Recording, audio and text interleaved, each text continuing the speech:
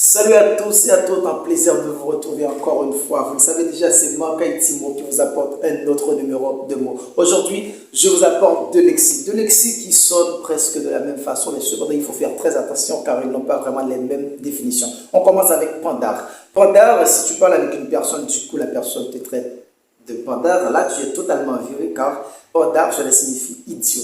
Si la personne te dit quel pandar, cela signifie quel con, quel connard, quel idiot. Je suis désolé. Il y a différents de pandarda. Si tu marches dans la rue, puis une personne te regarde en disant waouh, quel pandarda. Quel pandarde, cela signifie tirer à quatre épingles ou en plume de pain. Dans sa déclaration ce dimanche, le ministre dominicain des Affaires étrangères a déclaré que les déportations de 43 900 Haïtiens entre juillet et octobre de cette année ne sont pas différentes de celles du gouvernement de Biden.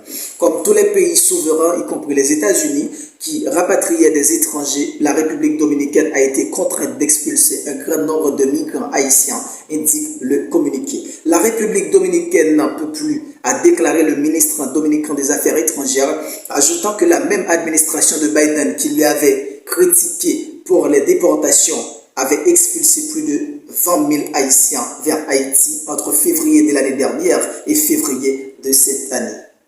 Sans le soutien de la communauté internationale, nous avons fait un effort extraordinaire pour maintenir la frontière ouverte et permettre à la population haïtienne d'avoir accès à la nourriture vitale, aux médicaments, aux carburants, à l'eau, etc.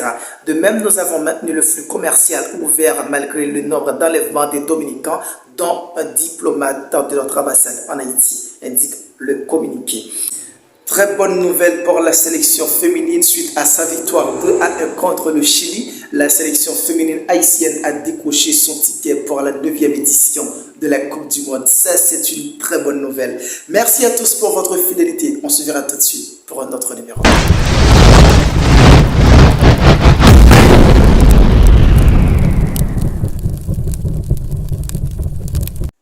Salut à tous, nous sommes le mardi 21 février 2023. À Port-au-Prince, le gouvernement d'Haïti a reçu aujourd'hui une nouvelle cargaison de véhicules blindés achetés à une entreprise canadienne l'année dernière pour soutenir les efforts de la police dans la lutte contre les groupes armés.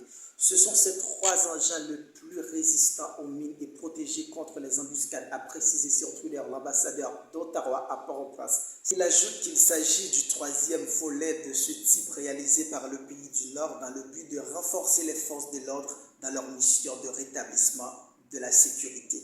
En plus de véhicules blindés, le Canada enverra 2 navires militaires de marine royale canadienne dans les prochains jours pour contribuer à améliorer la situation sécuritaire dans les eaux territoriales haïtiennes et accroître la capacité de la police à surveiller les déplacements des gangs. Selon Carrière, les gangs utilisent la baie de Port-au-Prince pour transporter des membres du groupe ainsi que des otages, des marchandises et de la drogue. Et la présence de navires équipés pour la surveillance des côtières peut perturber ces activités. De même, le Canada a sanctionné 19 membres de la classe politique et économique, dont 2 anciens présidents, un nombre égal d'anciens députés, d'anciens sénateurs et des membres du secteur privé. De son côté, le Premier ministre Ariel Henry fait pression pour l'envoi des troupes étrangères pour assister la police dans la lutte contre les gangs. Cependant, pour le moment, ces demandes sont restées sans réponse. Merci d'avoir été branché. C'était Marc Haïti Info. Suivez-nous pour plus d'infos. Merci. Bonjour. Mot du jour. Si tu donnes un poisson à un homme, il mangera un jour. Mais si tu lui apprends à pêcher, il mangera toujours. Merci.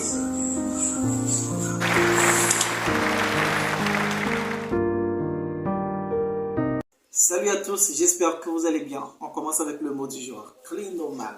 Clinoman. Et qu'est-ce que cela veut dire? Clinoman, cela veut dire la personne a des difficultés à se lever au lit le matin. La personne a des difficultés à se lever au lit le matin. Si toi, tu n'en as pas ce problème, dis-le dans un commentaire. C'était Alain Timo. Suivez-moi pour plus de mots.